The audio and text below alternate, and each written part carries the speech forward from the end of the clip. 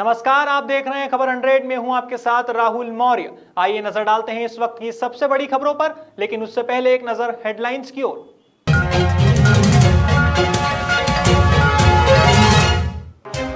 एक बार फिर आई कोरोना की लहर, शादी समारोह करने वाले परिवार हो रहे परेशान। इंदौर कलेक्टर मनीष सिंह ने जारी किए नए आदेश, गाइडलाइन का पालन करना अनिवार्य। कोरोना को लेकर इंदौर प्रशासन सख्त, रात्रिकालीन कर्फ्यू के उल्लंघन पर कार्यवाही। नेटफ्लिक्स के पदाधिकारियों पर प्रकरण दर्ज, धार्मिक भावनाओं को आहत करने पर कार्यवाही।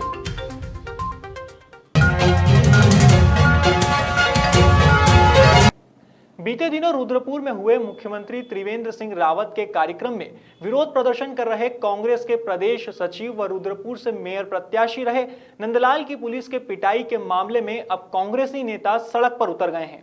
कांग्रेस से जुड़े तमाम कार्यकर्ताओं ने रुद्रपुर के डीडी चौक पर पुलिस प्रशासन का पुतला फूंकते हुए आरोपी पुलिसकर्मियों को बर्खास्त करने की मांग की है। विरोध कर रहे कांग्रेस कार्यकर्ताओं का कहना है कि लोकतंत्र में विरोध करने का अधिकार सभी को है। आपको बता दें कि बीते शनिवार को सूबे के मुख्यमंत्री त्रिवेंद्र सिंह रावत एक दिवसीय दौरे पर रुद्रपुर पहुंचे थे। इस दौरान उन्हें सहकारिता के कार्यक्रम में कई योजनाओं का शिलान्यास और शुभारंभ करना था।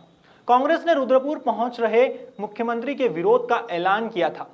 इसी के मद्देनजर जिला मुख्यालय रुद्रपुर में कांग्रेस प्रदेश सचिव और मेयर प्रत्याशी रहे नंदलाल ने लोकतांत्रिक ढंग से पुलिस की खुफिया विभाग और पुलिस टीम की आंखों में धूल झोंककर मुख्यमंत्री के काफिले के सामने काले गुब्बारे उड़ाते हुए मुख्यमंत्री वापस जाओ के नारे लगाकर जोरदार प्रदर्शन किया था।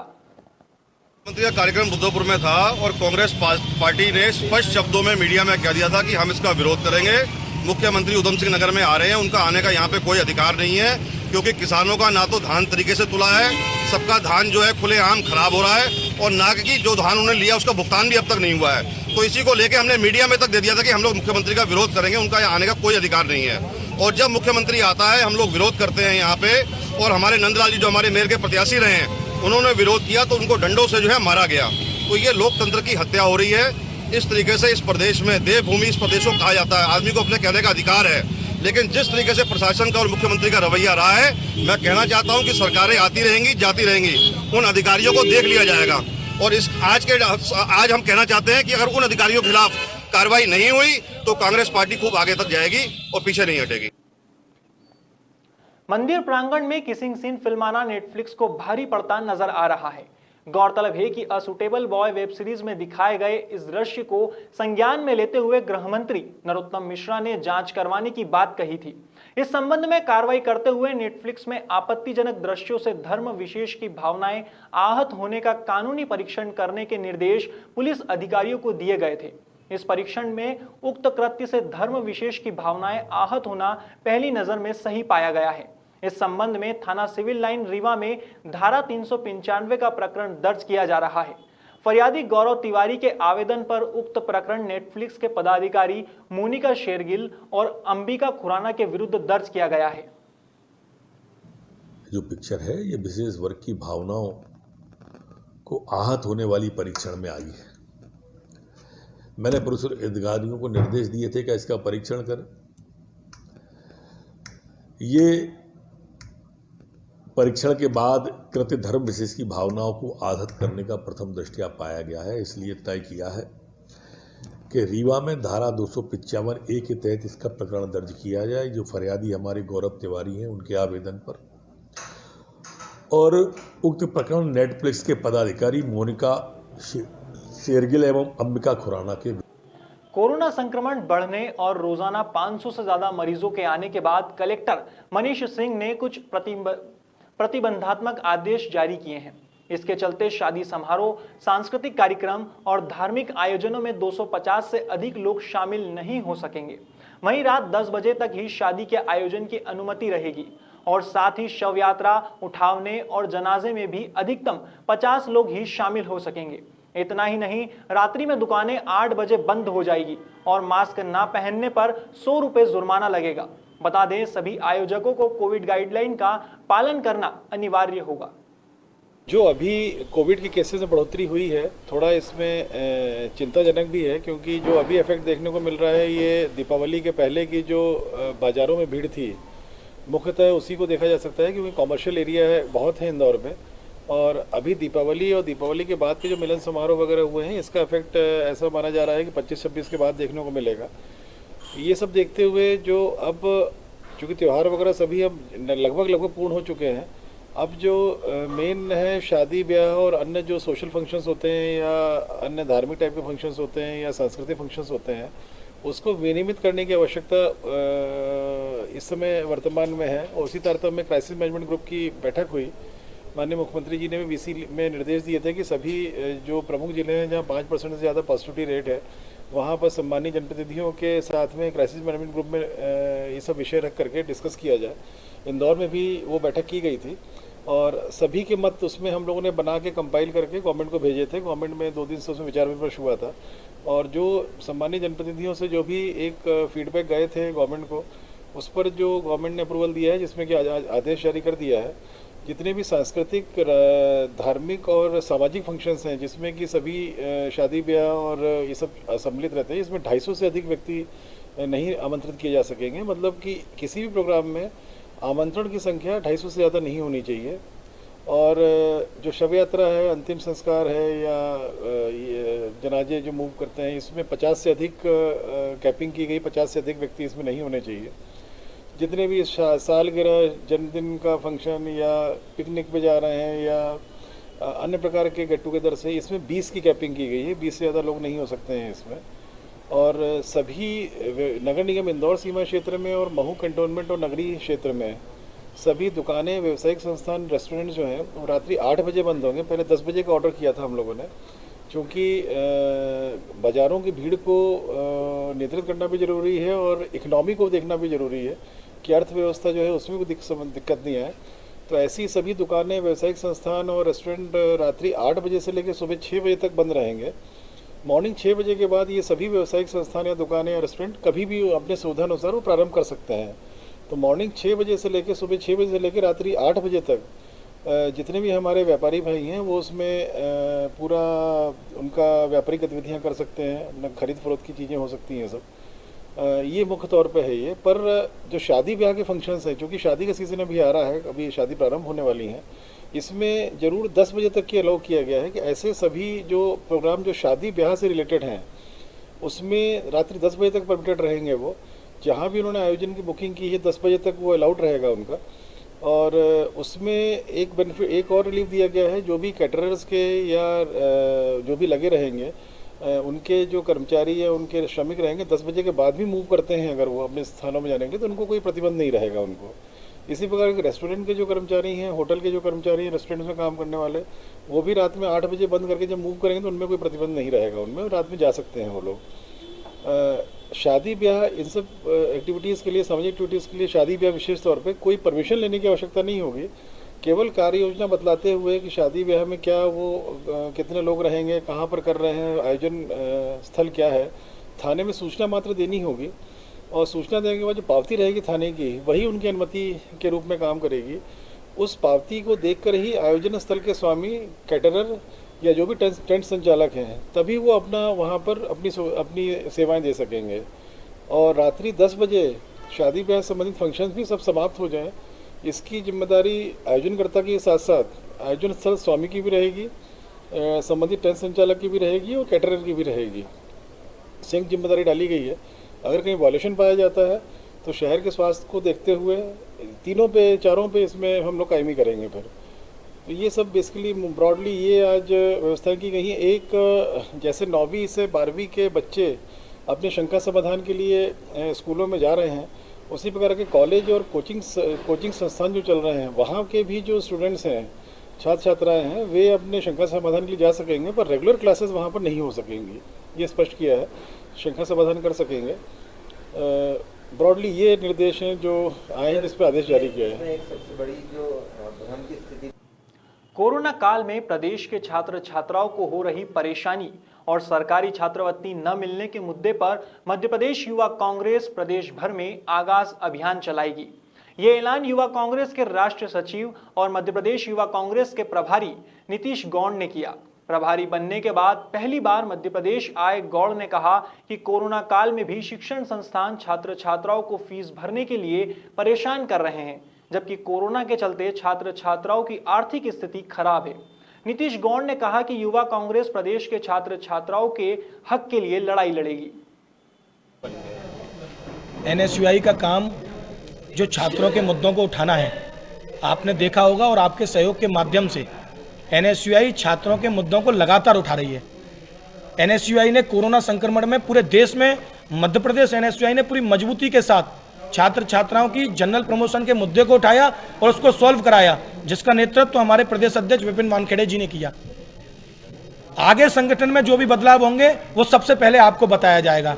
8 साल में उन्होंने NSUI को पूरी तरह से मजबूत किया है और आज हम मजबूत संगठन के साथ आपके मध्य में हैं।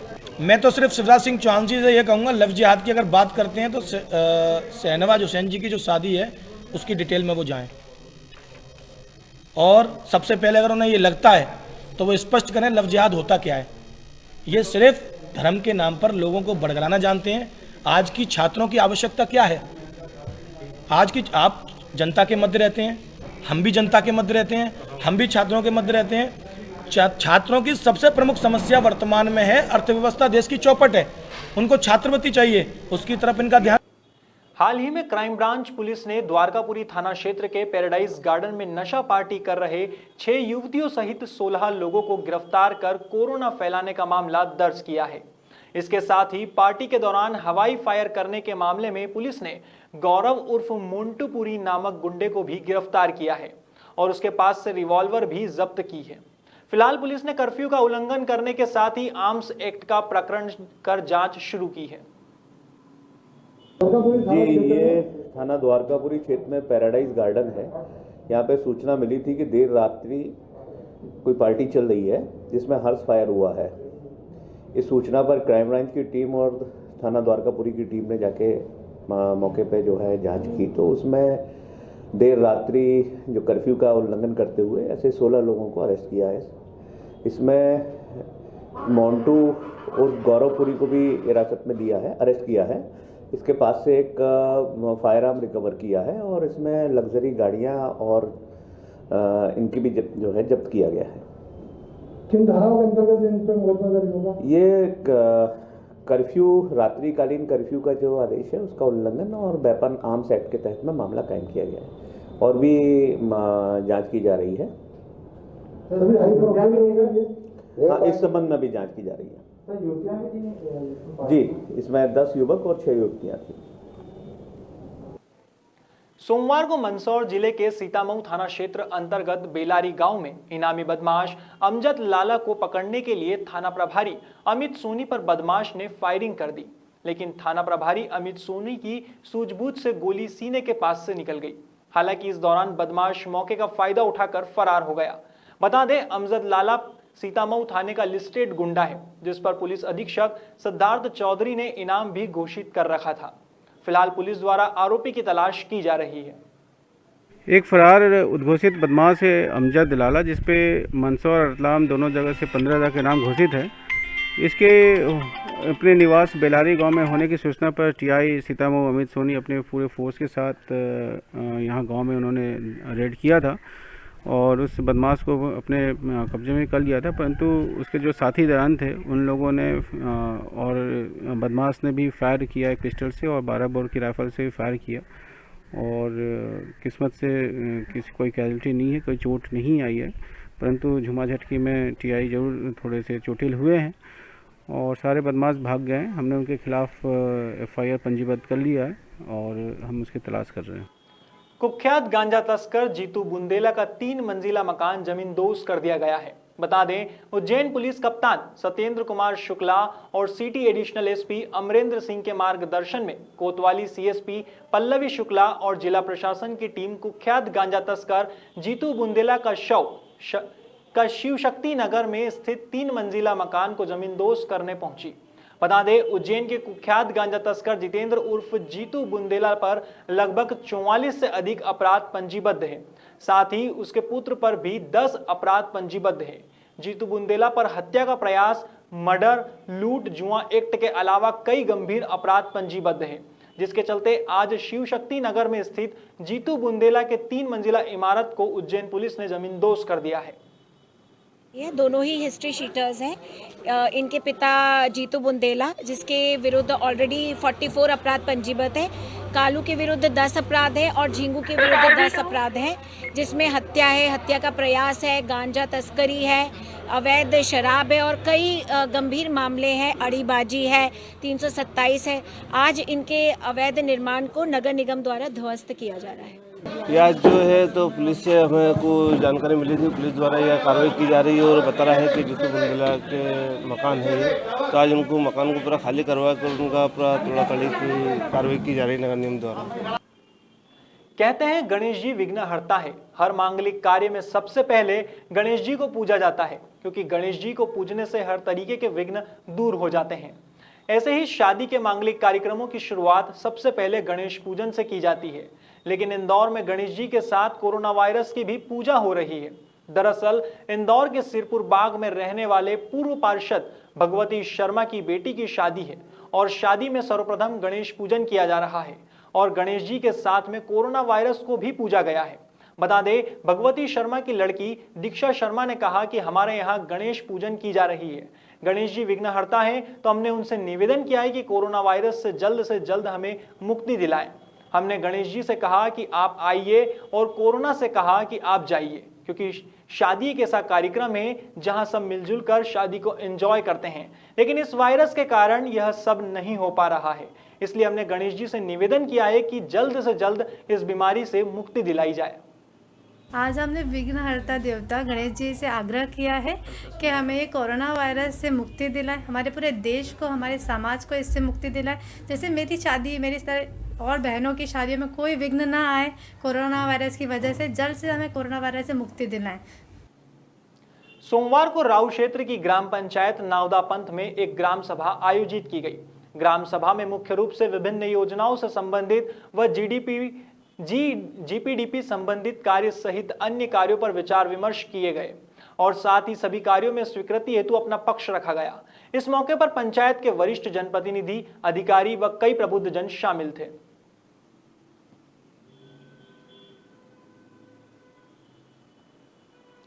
पानसेमल से लेकर घटिया गांव तक की सड़क पर हो रहे पुलिया निर्माण में जिम्मेदार अनियमितता कर रहे हैं। बता दें, निर्माण कार्य में मटेरियल को कीचड़ व मिट्टी के साथ डाला जा रहा है और कार्यस्थल पर कोई जिम्मेदार व्यक्ति भी मौजूद नहीं रहता है। जब इस बारे में पीडब्ल्यूडी के इंजीनियर से बात की गई तो उन्होंने पीडब्ल्यूडी के संबंधित कर्मचारी को भेजकर जानकारी ली, जिसके बाद निर्माण कार्य करने वाली वीआरएस कंपनी के इंजीनियर शुक्ला को बुलाया गया और पूछताछ की गई। पूछताछ के दौरान इंजीनियर शुक्ला भी कीचड़ में कंक्रीट डाले जाने की बात का जवाब नहीं दे पाए। ये जो एक्स्ट्रा है ना, यहाँ पर क्या है, नरम अपनी ज़मीन थी, यहाँ पर क्या कीचड़ हो रहे हैं, ब्लास्टिंग किया हुआ है, इसलिए अपन ने एक्स्ट्रा में अपने कंक्रीट डाल दिया है ताकि जब अपना फाउंडेशन ऊपर से वो लोड आएगा तो लोड क्या है नीचे तक वो ना हो अपना, इसलिए अपन ने किया है। बाकी ये कीचड़ का कोई वही नहीं, पूरा ब्लास्टिंग किया हुआ, पूरा हार्ड स्टेट है।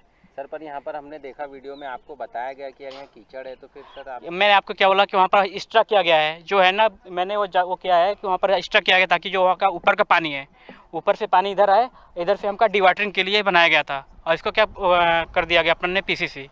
सर एक्स्ट्रा आपने मन से किया है या फिर स्ट्रक्चर में था जो आपको ड्राइंग? ये मन से किया, क्योंकि यहाँ के स्टेटा पे डिपेंड करता है अपना कि स्टेटा को अपने को कैसे रखना है। अब यहाँ पर मैंने तो गड्ढा तो करा दिया था कि अपना पानी डिवाटरिंग हो, इस रीजन से मैंने यहाँ पर वो कर दिया ताकि जो अपना है ना लोड डिस्ट्रीब्यूट होता रहे। सर इसकी लागत वगैरह बता सकते हो आप? नहीं, अपने पास कुछ आइडिया नहीं इस लागत का। हीरानगर थाना क्षेत्र में शादी का झांसा देकर महिला के साथ दुष्कर्म करने का मामला सामने आया है। पीड़िता की शिकायत पर पुलिस ने प्रकरण दर्ज करते हुए आरोपी युवक की तलाश शुरू की है। पुलिस से मिली जानकारी के अनुसार गोलू जायसवाल नामक युवक ने शादी का झांसा देकर उसके साथ शारीरिक संबंध बनाए और बाद में शादी से मना कर दिया। फिलहाल पुलिस ने दुष्कर्म का प्रकरण दर्ज करते हुए आरोपी की तलाश शुरू की है। थाना हीरानगर में कल एक महिला फरियादी द्वारा रिपोर्ट दर्ज करवाई गई कि उसके साथ एक गोलू जायसवाल नाम का व्यक्ति पिछले 4-5 वर्षों से रह रहा है और शादी का उसने आश्वासन दिया था, लेकिन अब उसके साथ संबंध बना लिए और अब उसको शादी करने से मना कर रहा है और जान से मारने की धमकी भी दे रहा है। पीड़िता के जो बयान है उसके आधार पर थाना हीरानगर में गोलू जायसवाल के विरुद्ध दुष्कर्म और जान से मारने की जो धारा है उनका केस रजिस्टर्ड किया गया है। और आरोपी कुशीनगर जनपद हाटा कोतवाली में एक विवाहित महिला ने पुलिस अधीक्षक को शिकायती पत्र देकर आरोप लगाया है कि पति ने 4 वर्ष पूर्व मारपीट कर घर से निकाल दिया था। इसके बाद पीड़िता ने कोर्ट की शरण भी ली थी, लेकिन आज तक कोई सुनवाई नहीं होने से 5 वर्षीय बेटी के साथ पीड़िता दर दर भटकने को मजबूर है। पीड़िता ने बताया कि कोर्ट के आदेश अनुसार 1,12,000 रुपए खर्च का आदेश हुआ है, लेकिन इस आदेश का पालन हाटा कोतवाली पुलिस नहीं कर रही है। हाथ पीट कर हमको खदेड़ दिए हैं। हम 4 साल से मायके में रह रहे हैं। मायके में रहने के बाद 9 वारंट करा दिए हैं। हाटा थाना हमारा कोई सुनवाई नहीं किया है। बार बार वारंट कराने के बावजूद भी हमारा हाटा थाना सुनवाई नहीं कर। आज हम आए हैं एसपी कार्यालय। प्रभारी निरीक्षक ये कह रहे हैं कि कोई सुनवाई नहीं कर रहे हैं हमारा। संजना भोपाल में रहने वाली 25 साल की ओशिन जोहरी 23 और 24 नवंबर को सोनी टीवी पर प्रसारित होने वाले अमिताभ बच्चन के शो कौन बनेगा करोड़पति की हॉट सीट पर बैठेगी। ओशिन ने भोपाल की नेशनल लॉ यूनिवर्सिटी से ग्रेजुएशन किया है। ओशिन को पूर्व राष्ट्रपति प्रतिभा पाटिल से नेशनल अवार्ड भी मिल चुका है।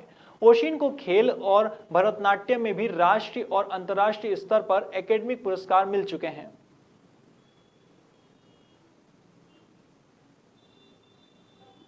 कोरोना संक्रमण के बढ़ते असर को देखते हुए इंदौर जिला प्रशासन के लगाए गए रात्रिकालीन कर्फ्यू का सख्ती से पालन कराया जा रहा है। दुकानों को समय पर बंद कराने के निर्देश वरिष्ठ अधिकारियों को दिए गए हैं। इसके साथ ही आम जनता से जरूरत पड़ने पर ही घर से निकलने की अपील की जा रही है। फिलहाल आम जनता का पुलिस को अच्छा सपोर्ट मिल रहा है, ये कहना है एसपी पूर्व विजय खत्री का। इसके साथ ही उन्होंने रात्रिकालीन कर्फ्यू का उल्लंघन करने पर कार्रवाई की बात भी कही है। तो उसको किस तरह की पुलिस व्यवस्था की गई? हम अलग से कोई व्यवस्था नहीं करते हैं। जैसे कि अभी आप लोग सभी देख रहे हैं कि इंदौर में कोरोना के मामले बहुत तेजी से बढ़े हैं और अब तो नए नए रिकॉर्ड भी बन रहे हैं। 500 के ऊपर भी आंकड़े आने लगे। ऐसी स्थिति में धारा 144 के अंतर्गत जिला दंडाधिकारी के द्वारा आदेश जारी किया गया है, जिसमें कि रात को 10 बजे सभी दुकानें और प्रतिष्ठान को बंद करने का आदेश है। पुलिस इसको पूरी सख्ती के साथ और सजगता के साथ लागू करवा रही है। 10 बजने के बाद सभी दुकानदारों से आग्रह किया जाता है कि दुकान बंद कर दें। उसके बाद 15-20 मिनट का बफर टाइम भी हम रख रहे हैं, जिससे कि सभी लोग अपने घरों में जा सकें। 10:30 के बाद हम सख्ती कर रहे हैं। अभी जनता से हमें पूरा सहयोग मिल रहा है। इंदौरवासी इस मामले में काफ़ी सजग है और अभी दिक्कत नहीं आ रही। दिक्कत आएगी तो प्रदेश में कोरोना की लहर एक बार फिर शुरू हो गई है। अब ऐसे में शादी समारोह में 200 लोगों से अधिक की परमिशन को लेकर आम जनता असमंजस्य की स्थिति में है। इसे लेकर सोमवार को कई शादी समारोह करने वाले परिवार कलेक्टर ऑफिस पहुंचे, जहां पर घंटों लाइन में लगने के बाद भी असमंजस्य की स्थिति बनी हुई है। हालांकि अधिकारी ने स्पष्ट कहा है कि डीजे की परमिशन नहीं है और साथ ही वक्त का भी ख्याल रखना होगा। अधिकतम किसी भी मांगलिक कार्यक्रम में 200 व्यक्तियों की परमिशन जारी करी गई है। इसमें मैं फिर से स्पष्ट कर दूं, डीजे की परमिशन नहीं दी गई है। साथ ही हिदायत दी जा रही है कि सोशल डिस्टेंसिंग, मास्क एवं सैनिटाइजर का उपयोग करें सभी लोग जिनके यहाँ पे भी शादी है। लोग चूँकि काफ़ी परेशान हो रहे थे और भीड़ लग रही थी, तो एडीएम सर के आदेश से मैंने परमिशन जारी कर दी। हॉल की परमिशन नहीं, हॉल की परमिशन जो संबंधित मैरिज गार्डन वाले लोग हैं उनके द्वारा ली गई होगी और हम केवल शादी की परमिशन दे रहे हैं, जिसमें अधिकतम 200 व्यक्तियों के सम्मिलित होने की अनुमति है। फिर कुछ लोगों का एक हमने कार्ड बांट दी, बड़ी सुविधा है उनके लिए, मेहमानों को बोल दिया है, तब इस असमंजस की स्थिति से कैसे बाहर आए, क्या करेंगे? अब देखिए, जो कार्ड बट गए हैं तो आप आग्रह कर सकते हैं कि वृद्ध लोगों को ना लाएं शादियों में, क्योंकि उनके लिए कोरोना का खतरा काफ़ी ज़्यादा है। बाकी जो परमिशन है उसमें भी अगर 200 से ज़्यादा हो रहे हैं लोग वक्त, तो उनको मतलब अलग अलग करके लाएं। एक समय पर इकट्ठे ना करें 200 लोगों को, 200 लोगों से अधिक लोगों को एक जगह पर। शासन की गाइडलाइन चूँकि 200 लोगों की है, इसलिए हमने 200 लोगों की परमिशन जारी करी है। इसके जैसे व्यक्तियों की संख्या को लेकर गाइडलाइंस के अलावा भी कोई प्रतिबंध नहीं है? नहीं, इसके अलावा मान लीजिए किसी के फेरे हैं, रात के समय हैं, तो वो अपने बंद परिसर में अपने फेरे वगैरह जो भी मांगलिक कार्यक्रम है उनके वो संचालित कर सकते हैं 10 बजे के बाद भी। 10 बजे तक चूँकि नाइट कर्फ्यू है 10 बजे से सुबह 6 बजे तक, तो कोई भी बाहर ना निकले परिसर से या बारात ना निकाले। बारात जो भी उनका कार्यक्रम है वो 10 बजे के अंदर कर लें और अपना आराम से अपना कार्यक्रम कर सकते हैं। वो अंदर निकाल लें अपने गार्डन में, जो भी कर सकते हैं, क्योंकि गार्डन के एक बार गेट बंद हो जाए, बाहर से लोगों का, चूँकि नाइट पर कर्फ्यू का मतलब है कि बाहर लोग बाग ना आए, तो उसका पालन करें, गाइडलाइन का पालन करें, शासन की गाइडलाइन का। मुझे लग रहा है कि लगभग 150 से ऊपर परमिशन मैं जारी कर चुका हूँ अभी पिछले लगभग आधे घंटे में, क्योंकि भीड़ काफ़ी हो रही थी। तो उनको हमने उसी जो उनका आवेदन था उसी पर लिख कर के अधिकतम 200 व्यक्तियों की परमिशन दी जाती है और शासन की गाइडलाइन का पालन करें, ऐसा लिखकर उनको परमिशन दी गई है। वो संबंधित थाने पर उसकी एक कॉपी जमा करा दें, जिससे कि बाद में भी कोई प्रॉब्लम ना आए उनको। सर आपका नाम? मेरा नाम पराग जैन, अनुविभागीय अधिकारी मल्हारगंज, इंदौर। क्या समस्या है? गार्डन वालों से पता है एंड टाइम पे कि आप अनुमति लेके आइए। ये अनुमति का कार्यक्रम इनको अब 2 दिन बाद शादी है, इनको कम से कम 1 महीने पहले पेपर में नोटिस करना चाहिए। हर चीज़ बड़े कार्यक्रम के लिए पेपर में नोटिस होता है आपको ये सब चीज़ें पहले बताना था। अब ये शादी की तैयारी होने आ रही है, अब मेहमान घर में आ गए हैं और हम ये एक दिन पूरा परेशान हो रहे हैं अनुमति लेने में। किसकी शादी है? बेटे की शादी है मेरे। क्या लगता है आपको सर, ये चुनाव थे जब सब चुनाव में क्या है, जब ये सोशल डिस्टेंस चुनाव में जिन्होंने जब चुनाव में कोई सोशल डिस्टेंसिंग का पालन नहीं करा, या नहीं करा, हम तो कह रहे हैं ना कि हम आप सोशल डिस्टेंसिंग का पालन शादी में भी करेंगे। यदि 1000 आदमी की व्यवस्था तो 200 लोगों को ही बुलाएंगे, पर आपने ये इसके लिए परमिशन नाम से परेशान करना, जबरदस्ती दिन खराब करना आदमी का, और वो भी एक एंड टाइम पे बोलना ही गलत है ना। ये पेपर में इसका भी नोटिफिकेशन नहीं हुआ, ये तो जबरदस्ती इधर गार्डन वालों ने बोला, हमको बोला कि पेपर में आता तो हम भी सब कार्यवाही पहले गार्डन 1 महीने पहले बुक करा था, जब ही सब ये वो करते कार्यक्रम।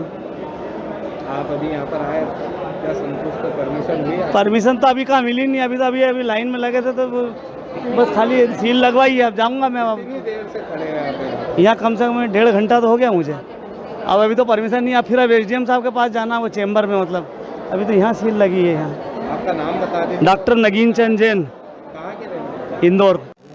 पार्टी की और यहाँ पे 2 बार लाइन में भी लगे हैं, बाकी कोई बतलाने को राजी नहीं कि कहाँ जाए, MG रोड का कहाँ आएगा, कोई पुलिस वाले भी बतलाने को राजी नहीं है। कुछ भी जानकारी सीधे से नहीं मिल पा रही है। कितनी देर से परेशान? हम यहाँ 1-2 घंटे से परेशान हो रहे हैं।